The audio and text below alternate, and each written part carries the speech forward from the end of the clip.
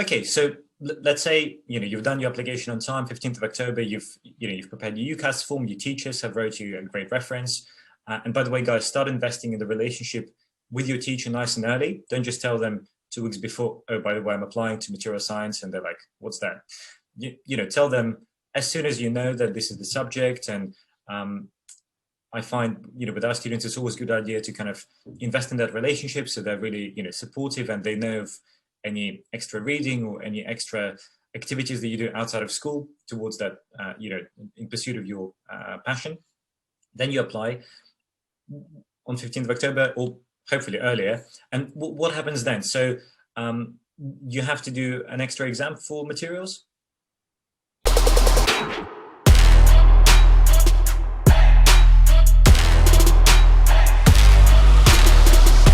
Yeah, so for materials, you have to do what's called the PAT test. So it's the physics admissions test. And you will sit this test, your school will enter you into this test. And you sit this test, everyone does it on the same day that's applying for Oxford, and you send it off. And I'll just speak a little bit about this test, because this, for me, this might sound a bit crazy, but because I've done an Oxford degree, but this is still, I think, one of the hardest tests I've done. Really? Because it's so different to what you think of in terms of your A-level exams. If you're going for Oxford, you're probably used to getting pretty high marks in all of your exams. The PAT exam is different. You are not expecting to go in and getting 100%. That's not something that really happens in a PAT exam. You may not finish questions, you may run out of time. It's a tricky exam, and it can throw people off because of the nature of it. But what I would say is, with your PAT exam, is go in and just give everything a go. Write everything down. Even if you're not quite sure of where the answer is going to go, write in some relevant formula, plug in some numbers, give it a go. You never know, you might get awarded marks. And it's not as linear as an A-level exam in terms of its marking. It's not, yes, you get a point for this, yes, you get a point for this. They're the Oxford tutors, and they're kind of looking for, yes, they want the right answers, but they do have a little bit of leeway for where your sort of thought process is going with sort of things. And you do get kind of awarded a few marks for things like that. So one piece of advice I give people, which is something I used in one of my Oxford finals, is that if you can't remember an equation, and I had this in one of my finals, it was a really simple equation, something to do with electricity, I think. And I just had a mind blank, absolutely could not remember it. And it was a really simple equation. I was like, God, this is so awful, I can't remember it. But what I did is I said, right, I'm just going to make up this formula. I know it's got these it's got a voltage and a current and a resistance in, let's say. I made up a formula, put in a random coefficient. I said, right, for this question, I'm going to use this equation. I know that it's the wrong equation, but I can't remember it.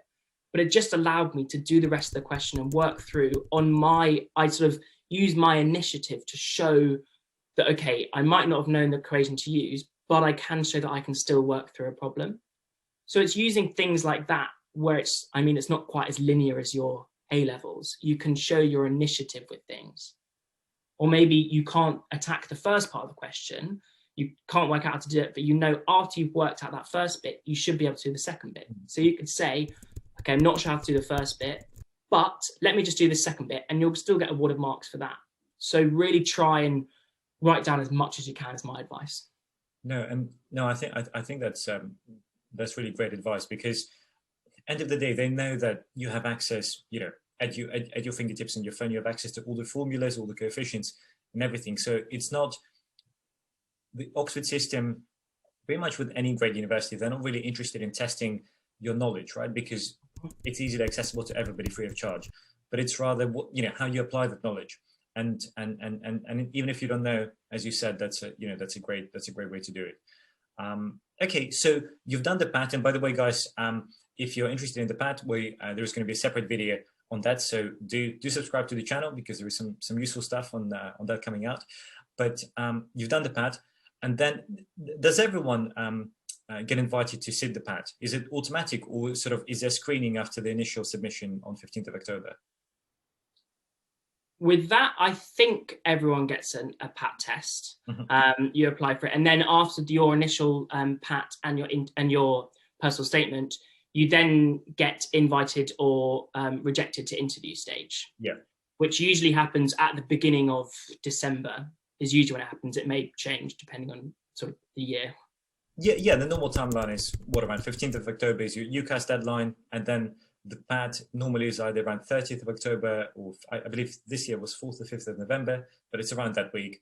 And then interviews. My one I think was 8th of December. I mean, your one would have been something similar, right? Yeah. Okay, so let's say you get to the interview stage, and in my day, you always had 2 interviews at 2 different colleges with 4 different people, because in each interview you have two academics. Is that how it was in your day? Yeah, exactly. So you had an interview at your given college of choice. So I applied to Queen's, so I had one there. And I also had a second interview at St. Catherine's College. If you apply for an open interview, you'll get 2 randomly allocated colleges, but you'll always have an interview at 2 colleges. Yeah, and also this is a great equalizer because it means that if you totally, there is stress, nerves, sometimes you're just tired, and there are obviously instances when you just perform badly at an interview and you'll be filtered out, and there are instances when you know the answers but you just, for whatever reasons, do not show your best.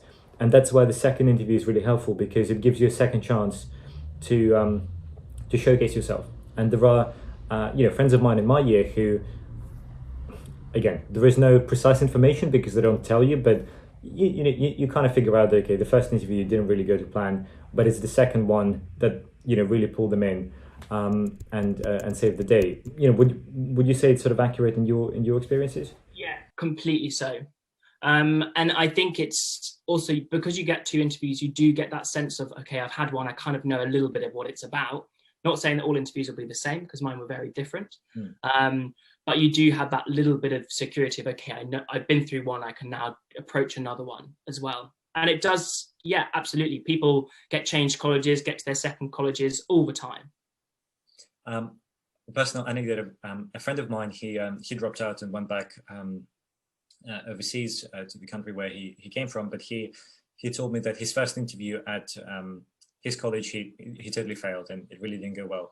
And then in his second interview, the interviewer was looking a bit bored, and they were sort of playing with a pencil, and he was so sharp and so focused that when the pencil basically slid or kind of, anyway, somehow flew across the room, he just caught it like a samurai, and they said, oh wow, that's you're really focused. So he thinks that helped him to get in, but I'm not sure whether that's true. So that's the trick. If you've got samurai reactions, you can get in. Yeah.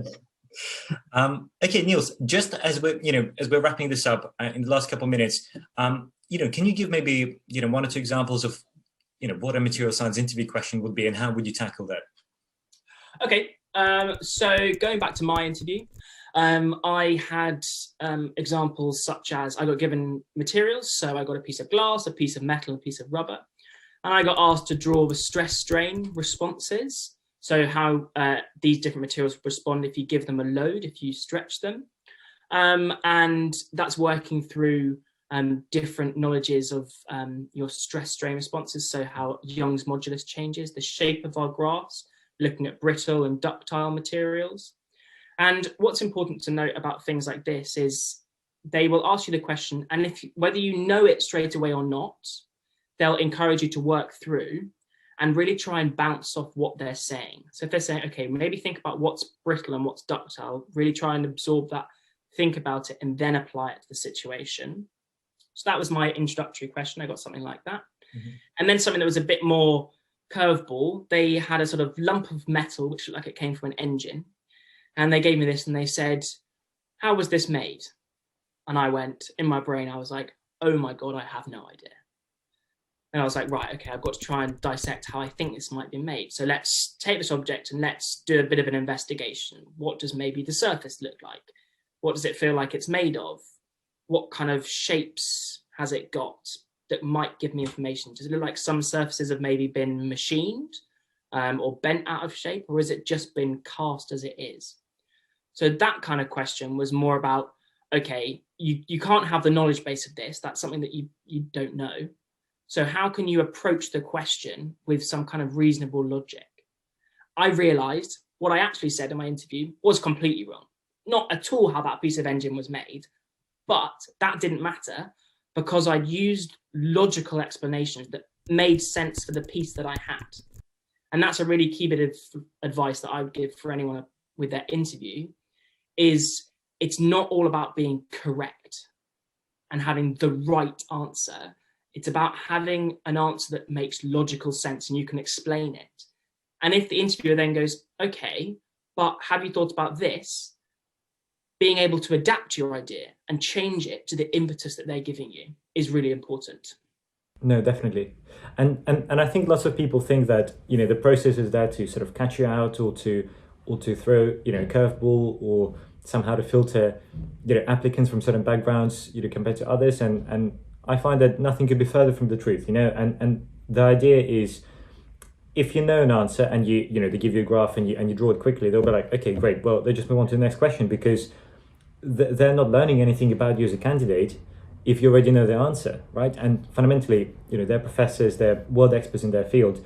You're never going to impress them with your knowledge, right? At 18 or even at 30. I mean, they're just kind of, the gods of material science.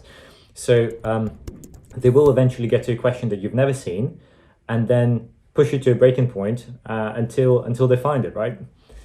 Yeah. No. Yeah, they always ask one step further. They ask, okay, why is that? But why is that? But why is that? Until you have no answer. And that's the point where it feels like you're going, oh my God, I have no idea. But that's the point they want to get you to see how you react with that really unknown situation. Yeah.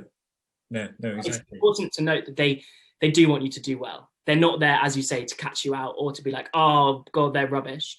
They really want you to do well. Everything hints they give is as encouragement. Yeah, and look, for them, it's obviously stressful for us as applicants, but also it's stressful for them because, and they take this process very seriously. They take 2-3 weeks around Christmas time out of their teaching and research schedules. And for them, getting this right is super important because they're going to be working with you for the next, 3 or 4 years. So they want you to do well, and they don't want to miss the candidates, who should be there, right? So if you're not doing well on a question, they'll give you another chance. They'll give you a hint because they really want to make sure that, you have all the opportunities to show your knowledge at an interview.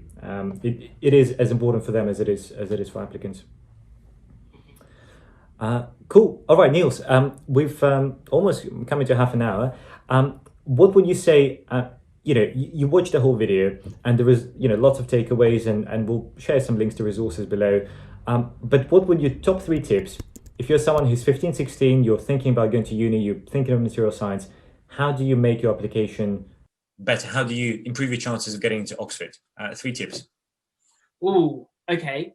I'd say if you're at that stage, 15, 16, I'd say grab a book or grab an article. Just expand your knowledge. It doesn't have to be something that goes in your personal statement, but just expand, read, discover different things.